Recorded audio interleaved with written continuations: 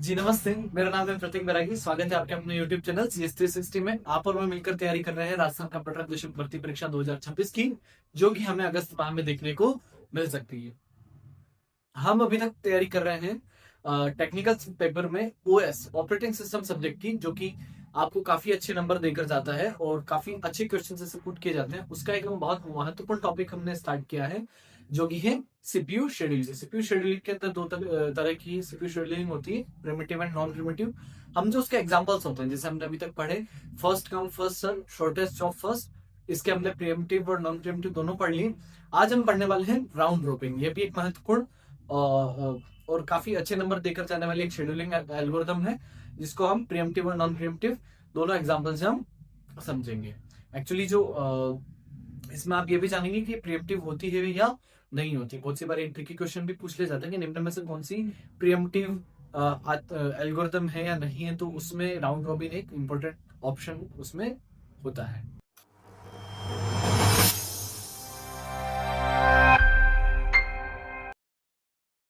एक quick revision में मैं आपको बता दूं, arrival time, burst time, completion time. Previous lecture में हमने इनकी बात करी और इनको डिटेल से समझा।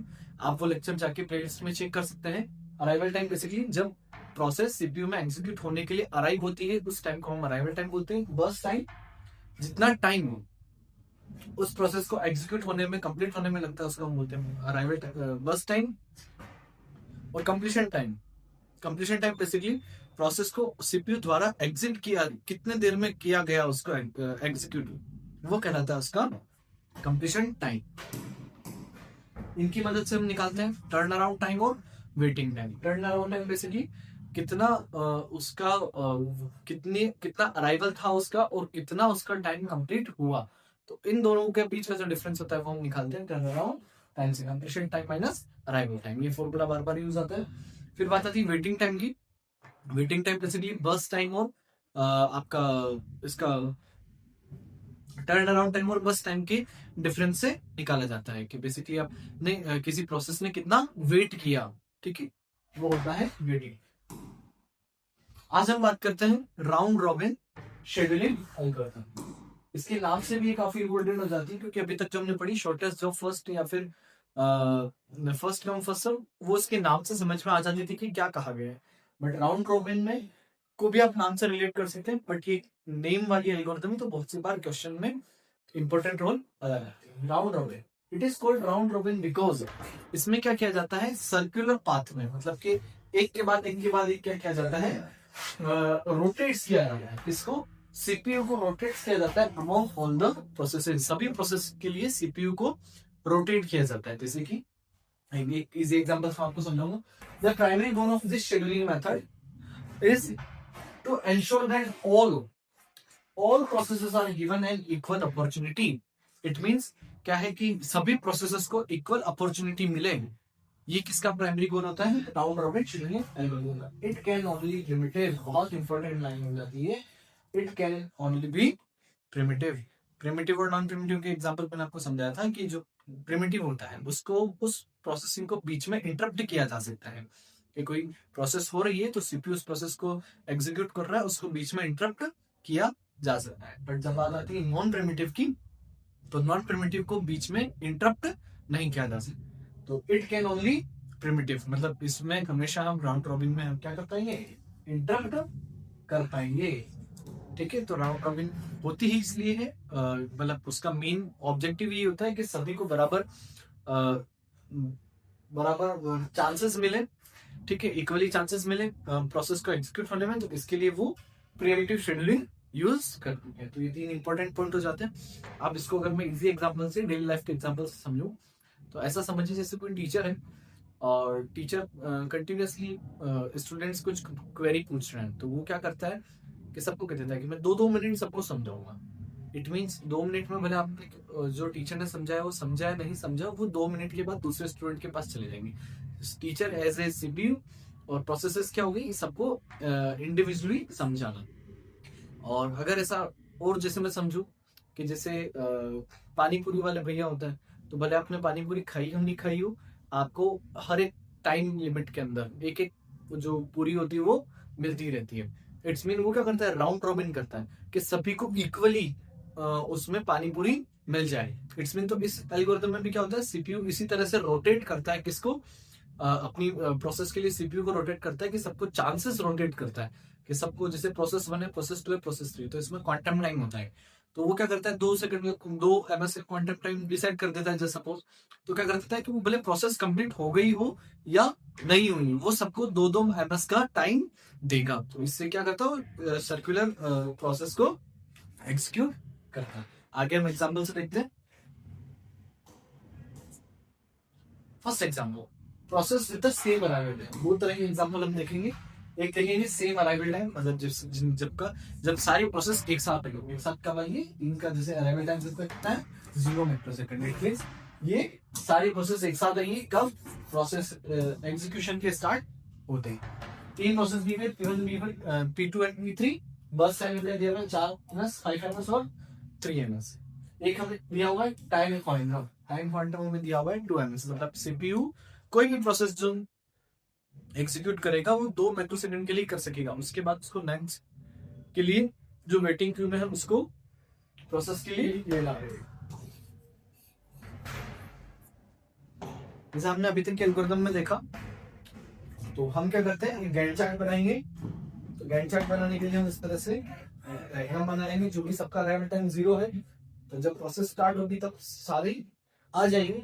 तो सबसे पहले जैसे P1 है, क्या है P1, तो फर्स्ट कम फर्स्ट सर्व इसमें लगाएंगे 0 से P1 आई। तो P1 का काम कितनी देर का है, 4 माइक्रोसेकंड। बट क्या राउंड रूप में 4 माइक्रोसेकंड के लिए इसको सीपीयू एलोकेट करेगी क्या, नहीं, ये इसको एलोकेट करेगी 2 माइक्रोसेकंड। इसका मतलब कि 4 में से कितना काम कंप्लीट होगा उसका, 4 में से 2 माइक्रोसेकंड का काम उसका कंप्लीट हो गया। रिमेनिंग कितना बचा, 4 बचा।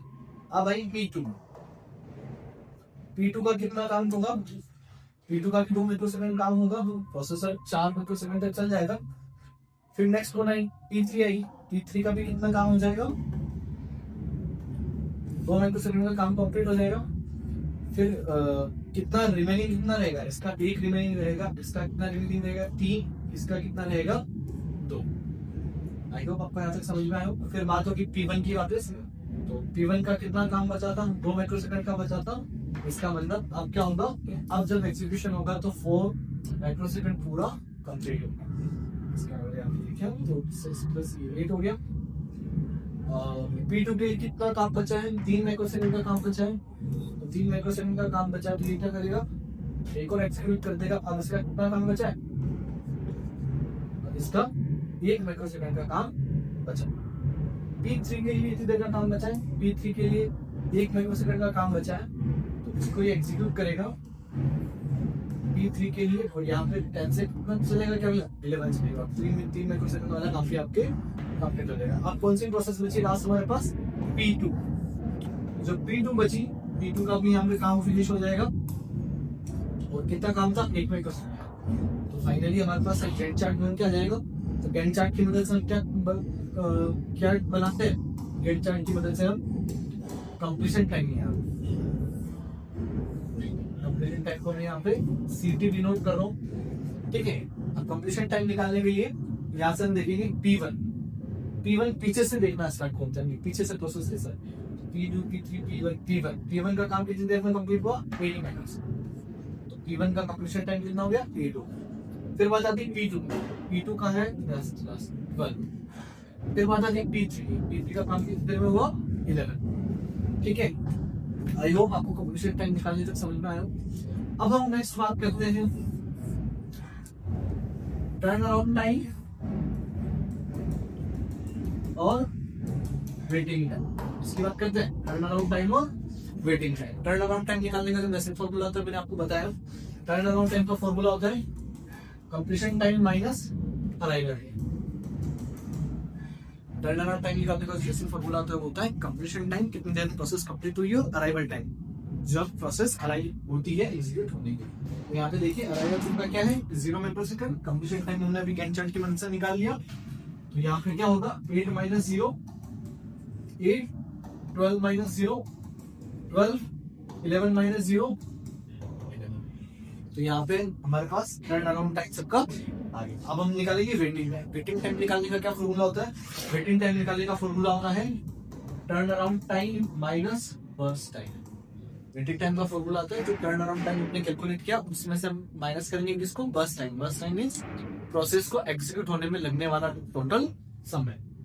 तो वेटिंग टाइम निकालने के लिए सबसे पहले टर्न अराउंड टाइम 8 जो आया है, तो बर्स्ट टाइम कितना है इसका? 4। देखिए यहाँ से बर्स्ट टाइम देखेंगे 8 माइनस 4, तो 8 माइनस 4 कितना हो जाएगा? 4 हो जाएगा।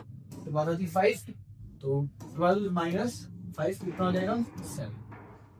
फिर बात आती है बस टाइम 3 की, तो क्या हो जाएगा? 11 माइनस 3 कितना हो गया? 11 माइनस 3 हो गया 8। हमारा यहाँ पे सबका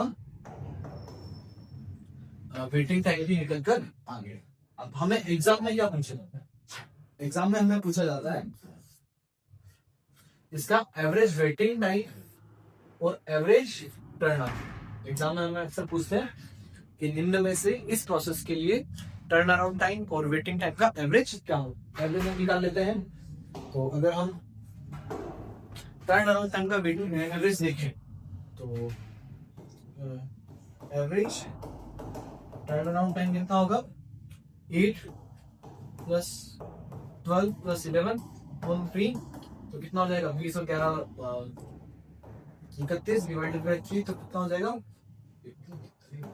ठीक है 13.3 हो जाएगी। और एवरेज वेटिंग टाइम कितना निकल कर आ जाएगा? एवरेज वेटिंग टाइम निकल कर आ जाएगा 4 प्लस 7 प्लस 8, तो कितना हो जाएगा? 19 डिवाइडेड बाई 3, ठीक है 6.33। जब भी इस तरह का क्वेश्चन आपको दिया हुआ और पूछा जाएगा कि एवरेज टर्न अराउंड टाइम और एवरेज वेटिंग टाइम निकालिए, तो उसका आंसर हो जाएगा, जैसे ऑप्शन दिए हुए 12 13 13.3 14, तो उसका आंसर हो जाएगा 13.3। और जैसे अगर एवरेज वेटिंग टाइम पूछा गया तो ऑप्शन दिए हुए जैसे 5.3 6.3 6.8 और 7, तो उसका आंसर हो जाएगा 6.33। ओके, आई होप आपको ये एग्जाम्पल समझ में आया हो। अब हम बात करते हैं यहाँ पे अराइवल टाइम सबका सेम था जो कि 0 था। अब हम नेक्स्ट एग्जाम्पल की बात करते हैं जिसमें अराइवल टाइम सबका डिफरेंट रहेगा।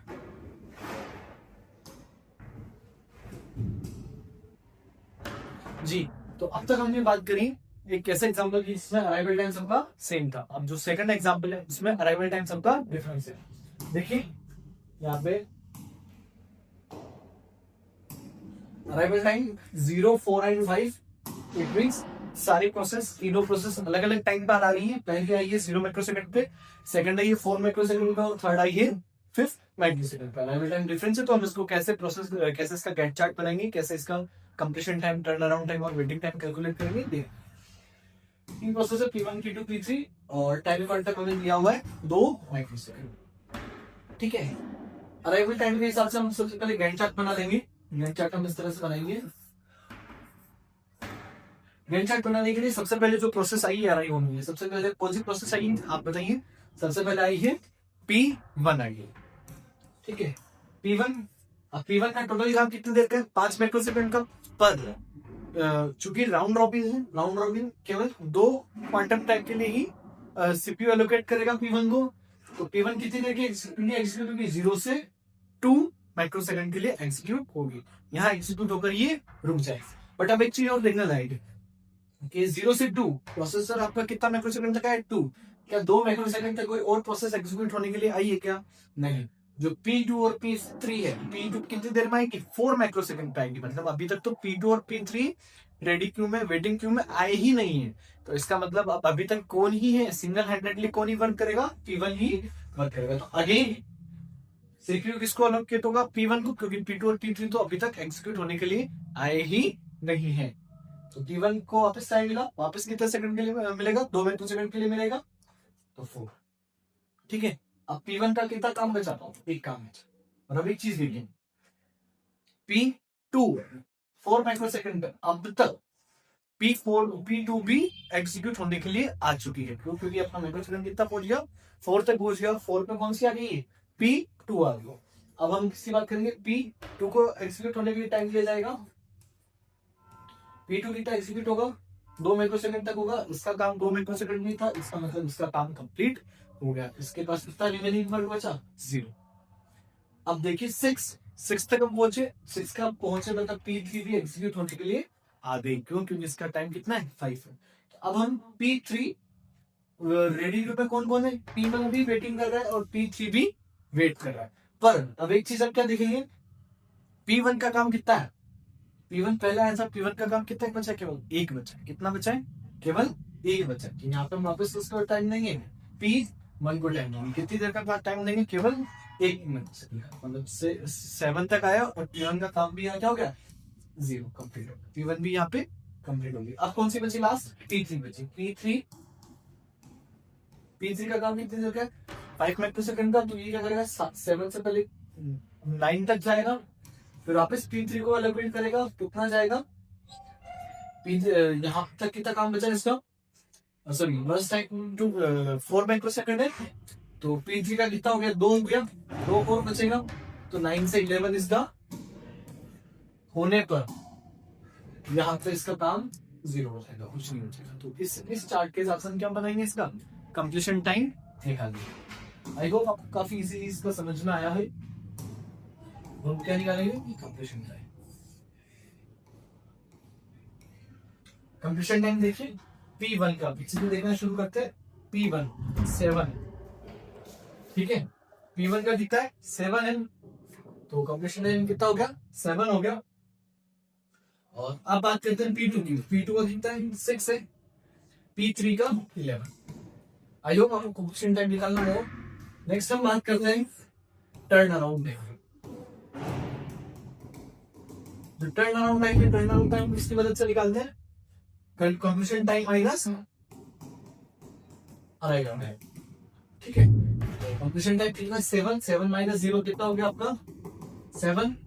6 माइनस 4 कितना हो गया, 2। 11 माइनस 5 कितना हो गया आपका, 6 हो गया। नेक्स्ट हम बात करते हैं इसकी वेटिंग टाइम। जब हम वेटिंग टाइम निकालते हैं तो वेटिंग टाइम का फॉर्मूला होता है टर्न अराउंड टाइम माइनस बस टाइम। तो वेटिंग टाइम के लिए हम क्या निकालेंगे, टर्न अराउंड टाइम में से इसको माइनस कर देंगे, बस टाइम में माइनस कर देंगे। बस टाइम हमारा कितना दे रहा है, यहां से देखेंगे हम 7 माइनस 5, बस टाइम कितना इसका 5 है। तो 7 माइनस 5 कितना जाएगा अपना, 2 आ जाएगा। फिर हम बात करते हैं इसकी P2 की। तो P2 का टर्न अराउंड टाइम 2 और उसका बस टाइम भी कितना है, 2। तो कितना हो जाएगा, 2 माइनस 2 इक्वल्स टू 0। फिर बात करते हैं P3 की। तो P3 का टर्न अराउंड टाइम कितना है, 6 और इसका बस टाइम कितना है, 4। तो यहाँ पे जाएगा 6 माइनस 4 इक्वल्स टू 2। तो हमने वेटिंग टाइम पे निकाले और टर्न अराउंड टाइम पे निकाले। एग्जाम में हमसे क्या पूछा जाता है, एग्जाम में हमसे पूछा जाता है इसका average turn around time, average turn around time और एवरेज वेटिंग टाइम। अगर दोनों देखा जाए तो टर्न अराउंड टाइम का एवरेज कैसे निकालेंगे, 7 + 2 + 6। तो कितना आएगा, 7 + 2 9 और 9 + 6 आपका 14 डिवाइडेड बाय 3। तो इसका आंसर कितना रहेगा, 15 डिवाइडेड बाय 3 ना, 15 डिवाइडेड बाय 3 आपका आ जाएगा 5। तो एवरेज टर्न अराउंड टाइम कितना आ गया, 5 आ गया। एवरेज वेटिंग टाइम निकालेंगे हम तो 2 + 0 + 2 डिवाइडेड बाय 3, इसमें 4 डिवाइडेड बाय 3 कितना देगा, 1.3। तो इसका एवरेज वेटिंग टाइम कितना आ गया, 1.3। तो ये जब भी आपके ऑप्शन में दिए हुए हैं तो आपको यहाँ से इस तरह से इसका पूरा कैलकुलेट करके फास्ट, जितनी प्रैक्टिस होगी उतना फास्ट आप निकाल पाओगे, गैंट चार्ट क्रिएट कर पाओगे, टेबल को कंप्लीट कर पाओगे। Thank you so much. I hope आपको इस लेक्चर से जो राउंड रॉबिन की प्रोसेसिंग है, तो राउंड रॉबिन का मैं क्विक रिवीजन आपको कराऊं तो राउंड रॉबिन पहली बात तो ये कि हमेशा प्रीएम्प्टिव होता है, इसका मतलब इसको इंटरप्ट किया जा सकता है, इसकी नॉन प्रीएम्प्टिव फॉर्म नहीं होती है। और राउंड रॉबिन हम क्या करते हैं कि सीपीयू को रोटेट करते हैं, क्यों करते हैं, ताकि सभी प्रोसेस को एग्जीक्यूट होने के लिए बराबर अपॉर्चुनिटी मिल जाए, ठीक है, उसको प्रोसेस होने के लिए। और इसके अलावा हमने जैसे देखा तो हमने 2 एग्जांपल देखे जिसमें अराइवल टाइम जिसमें सबका सेम था 0-0 और एक था कि इसमें अराइवल टाइम सबका अलग अलग था। इसमें एक जो चीज हमें अलग से दी जाती है वो क्या होती है, एक हमें टाइम स्टैम्प या फिर हम कह सकते हैं कि इसमें हमें एक उसका क्वांटम टाइम दिया हुआ रहता है कि इतनी देर के लिए ही प्रोसेसर आपको किसी सीपीयू किसी प्रोसेस को एग्जीक्यूट होने के लिए आपको देना है।